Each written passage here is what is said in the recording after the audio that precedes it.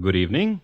This is Crime Classics. I am Thomas Hyland with another true story of crime. Listen. The High Sheriff of Hampshire County, Massachusetts, and deputies carrying a coffin down the prison corridor, stopping in front of the cell of Mr. Jonathon Jewett and opening the door. Brought you something, Mr. Jewett.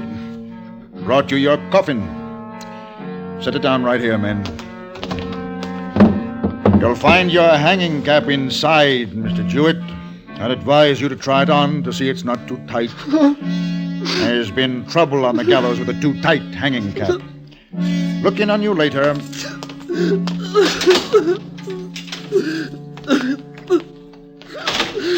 won't hang me! You won't hang me! You won't hang me!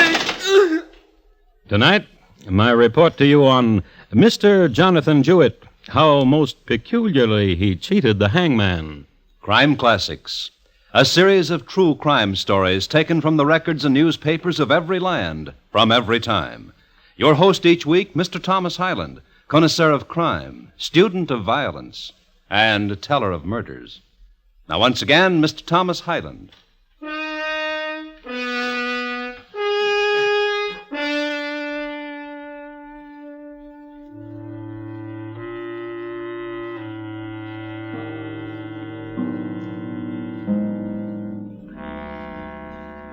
Nobody thought of rehabilitating criminals in 1815. Catch a man who committed a crime, or didn't pay his debts, or was not well enough liked, throw him into the local lockup and forget him. It was no different in Hampshire County, Massachusetts in this era.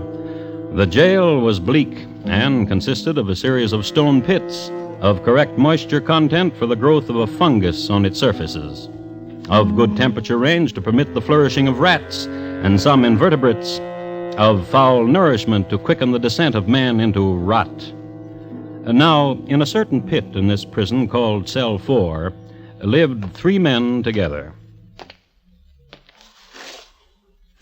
George Bowen, pacing, the caged brute pacing. Isaac Mitchell, humming, motionless, shaggy Isaac, humming. 18, 19, 20, 21. Blee Partridge, counting, doing what he most liked to do, counting the cracks in stone from ceiling to floor. Tableau. Get along, Johnny. Fast. Fast, lad, or I'll drag you, so help me, in a way you won't care for much. Now, get along. I said it, Johnny, and I mean it. Now, here. And get in. Your home it is, Johnny. And don't take to it too nicely, because you won't stay too long.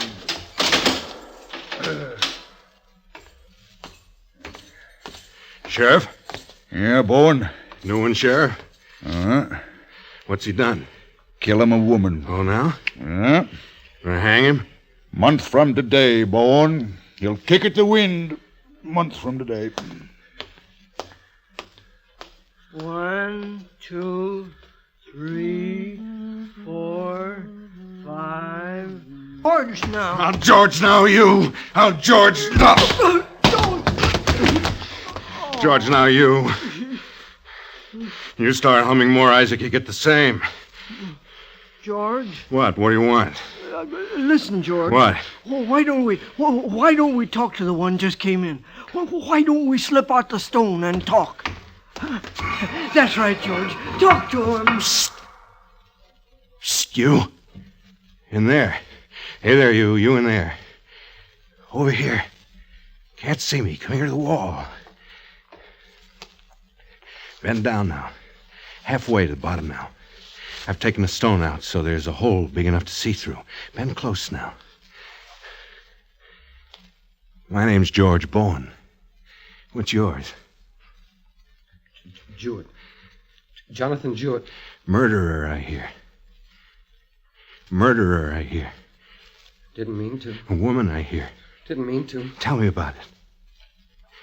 Tell me. Didn't mean to. Tell me! Well, welcome, old Johnny Jewett, lad. We're cellmates, we are, and we're sharing things now, we are, old Johnny Jewett. Tell me now how you happened here. It was a lady I hear. Please tell me. I met her at Boswick's Tavern. She was sitting there and she had yellow hair. No more you'll tell me, Johnny. For now, she was sitting there and she had yellow hair. Save the rest for later, Johnny. Talk a little later, Johnny. Well, that's just the start Yellow of it. hair. Isaac, Blee, he killed a lady, and she had golden hair that shined and was soft as any silk you ever touched. Going to hang him. Poor boy. Poor boy. Going to hang him. And we won't get to see it.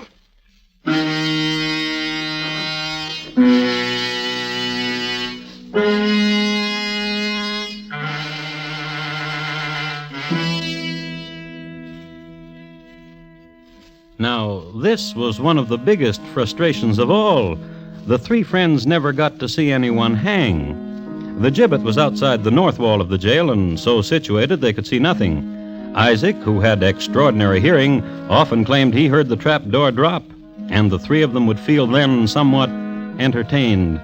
And so the days of emptiness spun away, but now, with the arrival of Jonathon Jewett, there was a very pleasant diversion, and this is what it was. George Bowen would pull out the stone. Jewett? Tell me more. Yellow hair and apple cheeks. Tall for a woman and walked easily. And a few hours later... Jewett?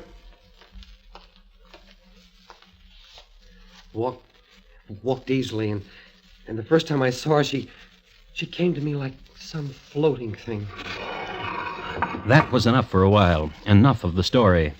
But one day, you remember... All right. Lively. Lively, men. And right in here. Brought you something, Mr. Jewett. Brought you your coffin. Set it down right here, men. You'll find your hanging cap inside, Mr. Jewett. I'd advise you to try it on to see it's not too tight. There's been trouble on the gallows with a too tight hanging cap. Look in on you later.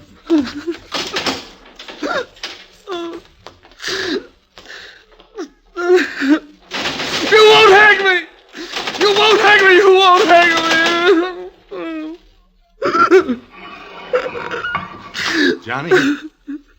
Johnny Jewett? Come here. Come here a minute, Johnny. Like some floating thing. Her name was Hannah. No. And No, listen. I don't want to hear that right now. Listen. They brought your coffin, didn't they? Hanging cap's inside, isn't it?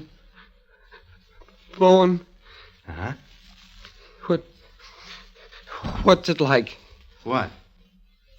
Hanging. A public hanging. You really want to know, Johnny? I want to. A show. Big show. There's some women's always there, and I've seen them. Come over and pinch your cheeks before you go up the stairs to the hangman. And the things they say. And there's people there that always cry, same people all the time. And kids running around and hawkers. And you'll be a show, Johnny. A big show. There's... What? What's the matter? Johnny What? What is it? wouldn't hang me. Why not? Wouldn't hang me, Johnny. What? What, Bowen? Bowen? Bowen, tell me! Bowen! Bowen, open up the door! Bowen.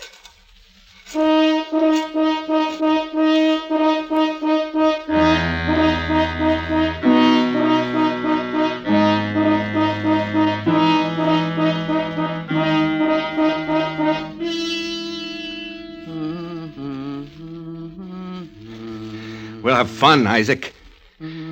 Oh, I tell you, we'll have fun. Bleed. Don't hit me. Not gonna hit. I'm gonna tell you. We're gonna have fun. Don't hit me. We're gonna have... See? He's been knocking like that for the last 10 hours. Think I ought to open it to him?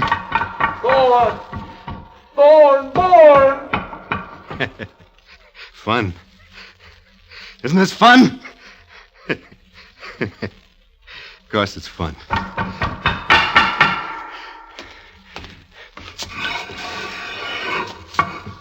Was you knocking on the wall, Johnny? Please. Please what? Listen, Yeah.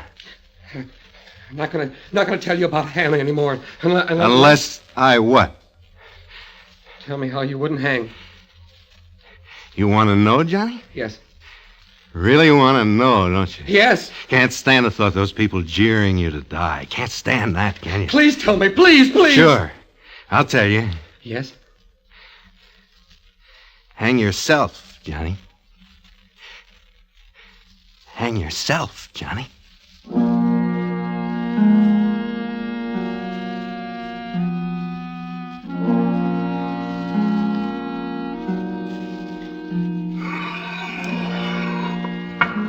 Hang yourself, Johnny. Hang yourself.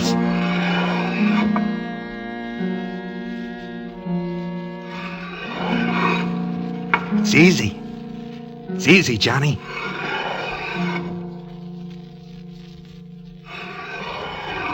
Do it. Do it. And I'd be the only one to watch. Isaac don't want to watch. Neither does Blee. Just me. Do it, Johnny.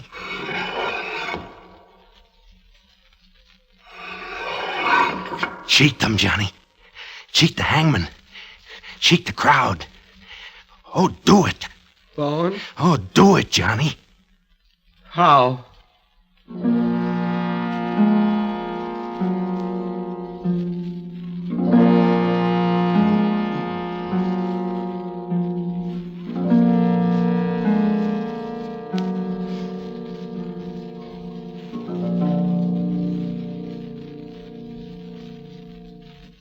You are listening to Crime Classics and your host, Thomas Hyland.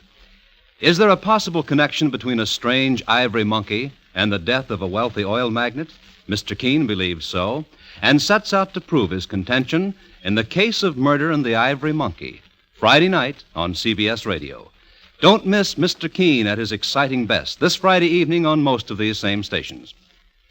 And now once again, Thomas Hyland and the second act of Crime Classics, and his report to you on Mr. Jonathon Jewett, how most peculiarly he cheated the hangman.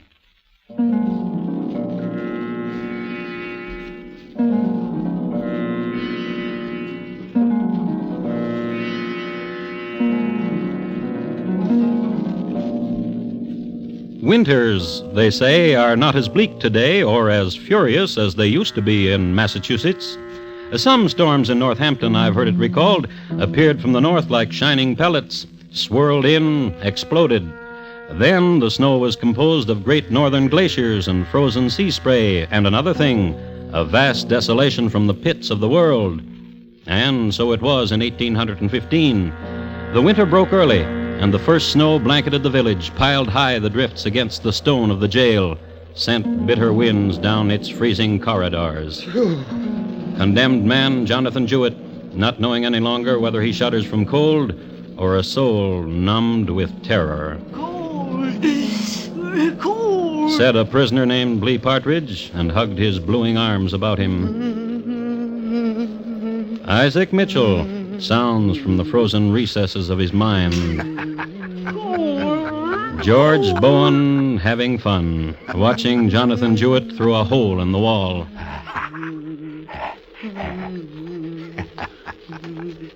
George? George? Yeah? What's he doing? Well. What's he doing, George? Interested, ain't you? Now you're interested. Tell me what he's doing. Staring at his coffin. Now tell me what he's doing. Shivering. What's he doing now? Looking at his coffin. Now? Opening the lid to it. Now? Taking out the hanging cap. What's he doing? What's he doing, George? He's starting to put it on. No! No! Johnny. Johnny, come here. Come here, Johnny. He didn't put the hat on, did he? Come here, Johnny. Come. Come. Hello, Johnny. Now, why do you get yourself all riled up like that? Trying to put on your hanging cap. Now, yesterday, you asked me how to hang yourself. So you won't have to go through all this, laddie. And so you won't hang in that freezing and all. How? You going to do it, Johnny? You going to do it? I don't know. I don't know. How? I'm going to help you, Johnny. It's the truth I am. Now, tell me, Johnny. Tell me about the lady you killed. Tell me. Come on. I don't know. I forgot. Oh, now, come on. I don't know. I forgot. Forgot? Let me alone. Let me alone. Let me alone. All right, Johnny boy.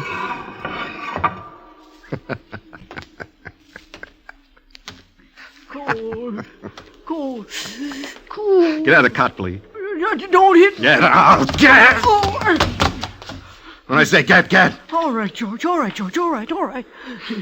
Take this ticking now off your cot. Tear a strip. Tear another. Now, we got what makes a rope. Oh, George. Yeah, Blee. The strips. Give them to me. Sure, Blee, sure. Here. 1, 2, 3. 1, 2, 3. That's it, Blee. 1. Braid me a rope from those strips, Blee. 1. Braid me a rope from those strips. 1, 2, 3.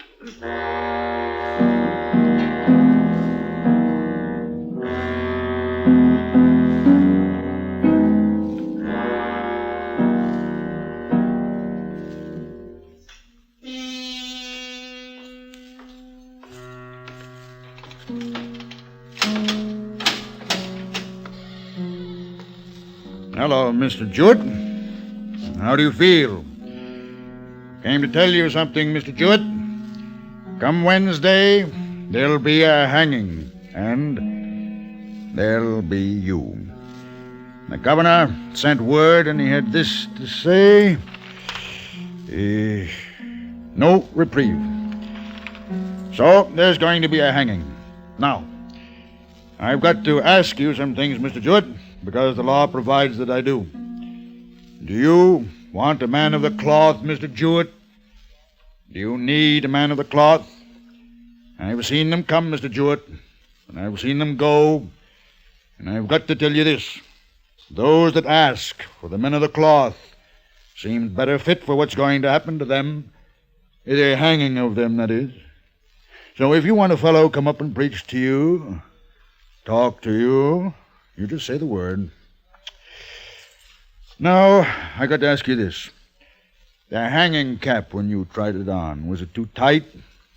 Was it too snug, Mr. Jewett? Can you breathe all right, I'd like to know. And the coffin ain't too narrow, is it? Seeing as you're a smallish man and all, but it ain't too narrow, is it? Now, something else, too. How you're to behave. There's always a kind of woman comes, come shine, come rain, come snow, a kind that's always there, a toucher, a walker over, to pluck your sleeve or pinch your cheek. You pay her no mind, but look ahead, and whatever else comes in front of you or alongside to distract you, pay it no mind. And pay the jeers no mind, or the weeping, but mount the steps. Now, listen, Mr. Jewett, if you've got a little something, $1 or $2 or $3, I'll be glad to see the hangman gets it, and he'll treat you prettily. Tie the rope just right, and just right, and drop you good, straight, and true, and not make you wait too long a time. Think it all over. I'll return again tomorrow.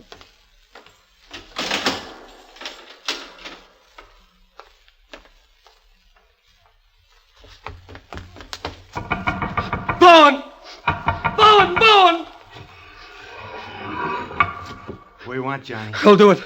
I want to do it. Do what, Johnny? Hang myself. Well, I'm going to hang myself, Bowen. how? I'll stand on the coffin and stand under the window and kick away the coffin. What are you going to use for a rope? I don't know. I got a rope. Give it to me. Well, I don't know. Bowen, Well, I just don't know. let's see your rope. Rope's the easiest. Rope's the only way. You get simple and use your shirt or something. You're liable just to stand there and cough. Rope's the only way. Let's see your rope. Sure, Johnny. See it? Give it to me.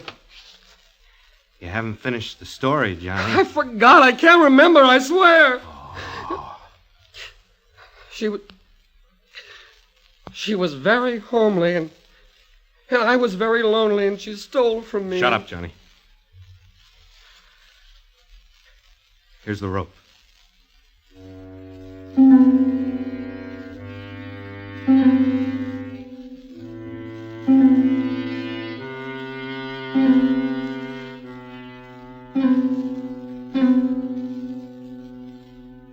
George? Yeah? What's he doing? Staring. What's he staring at, George? The rope. What's he doing now, George? Got his head bowed down, and he ain't doing nothing. Now what's he doing? Walking. Now? Walking around. Ain't put the rope down, has he? No. What's he doing now? He ain't doing nothing. Is the coffin under the window? Yeah. Has he tied the rope to the bars? Yeah. What's he doing now? What's he doing?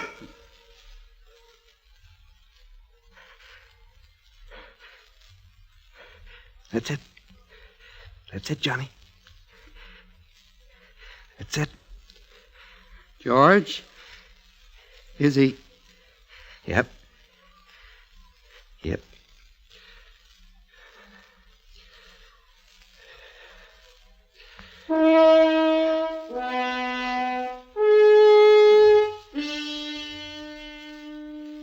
The next morning was Tuesday, and a very cold day. Since it was the day before the execution, holes had to be chopped out of the ice in order to set in the scaffold posts. Once this was done, however, the rest was easy. A simple platform at the top of 13 steps, and a primitive but often adequate spring mechanism as a trap door. Having given the workmen any special instructions they may have needed, the sheriff re-entered the prison and walked to Mr. Jewett's cell to inform him what all the hammering had been about.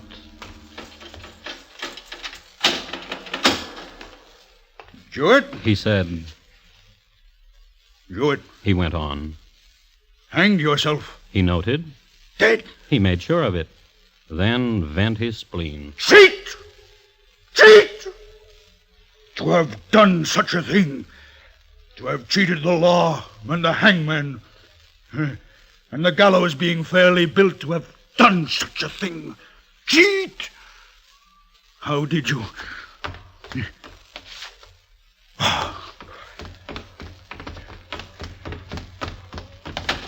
Bowen! Come here, Bowen! You killed him, didn't you? Killed who? Jonathon Jewett. Killed him? Gave him a rope. He's hanging with strips of bedding, and his bedding ain't touched. Must be you made him a rope. I ain't killing him, Sheriff. Giving a man a rope. What did you do to him? Now look for yourself, Sheriff. That stone wall between us. What could I do but talk to him? You talked him into doing it, then? You were saying that? Just told him how it is to get hanged in public. No way for a man to die. Is it a way for a man to die, Sheriff? You gave him rope and you told him what to do.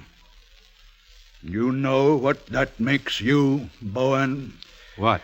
A murderer. Same's as if you slipped a knife into him. That's what you are. A murderer.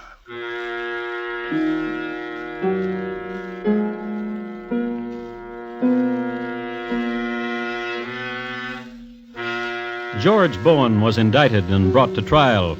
A charge, homicide, murder of Jonathon Jewett, brought to trial on an interesting charge. And the prosecution had this to say. By his own confession, the prisoner admits he advised Jonathon Jewett to take his own life. And a man who advises death, I say, is a principal in murder. No other causes incited Jewett to destroy himself. No other causes but the advice of the defendant.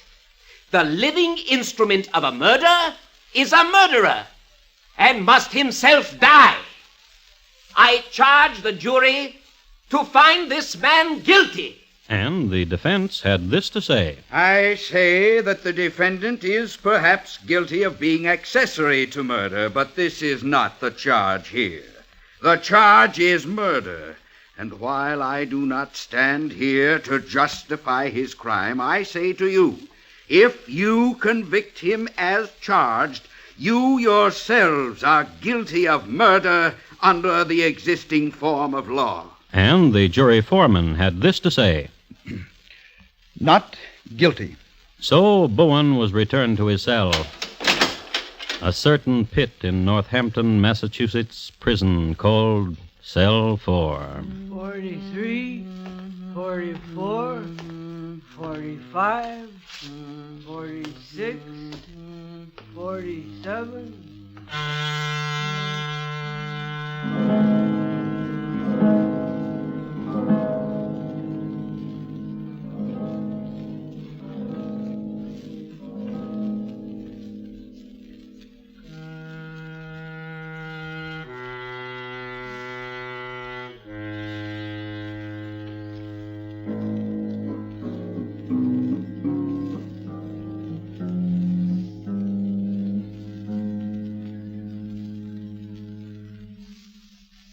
In just a moment, Thomas Hyland will tell you about next week's crime classic.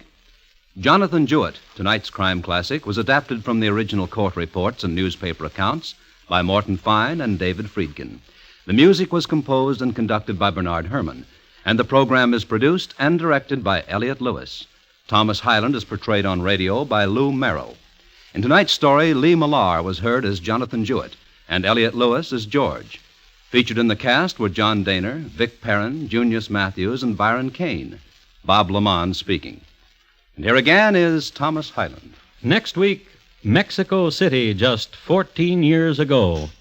Tippy Tippy Tin was popular north of the border, and south, a man with 4 names and an alpenstock had an appointment with history. It's listed in my files as The Assassination of Leon Trotsky. Thank you. Good night.